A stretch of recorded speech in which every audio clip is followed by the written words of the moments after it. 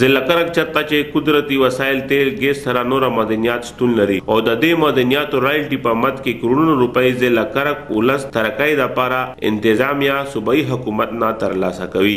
تیر حکومت کې ولس وینا مطابق دا قومي دولت ضایع شوی دی. د دې ژوندۍ مثال کرک باراني ډیم دی. دا ډیم کرک شهر سره نږدې کلو او زراعت د سابق صوبایي وزیر په درخواست باندې سابق وزیر اعلی اکرم درانی منظور کړو. دا ډیم افتتاح سابق وزیر اعلی اکرم درانی کړو. دی ډیم ټیکا سابق صوبایي وزیر میاں نثار ګل اخیسته و. ولس وینا مطابق دا ډیم فیزیبل نه بلکې صوبایي وزیر میاں نثار ګل خپل وزارت طاقت استعمال کړو. سمارټ ډیم محکمې باندې دا ډیم فیزیبل کړو.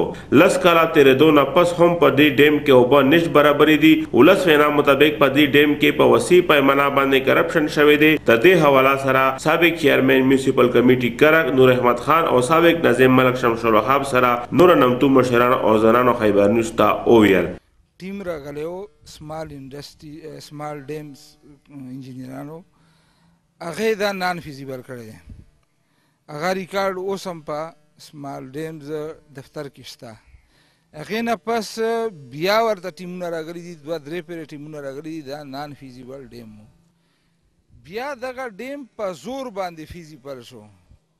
دا په ډیکټیټرشپ باندې فیزیبل شو. او دا ډیکټیټرشپ باندې فیزیبل ولې شو؟ آیا دا د عوام د مفاد لپاره فیزیبل شو که د یو کانټریکټ اخیستو دپاره فیزیبل شو؟ دغه ډیم د الټا نقصان کړی. منسټر اوس ایکس منسټر دی میاں نثار ګل چې هغه ټیکهدار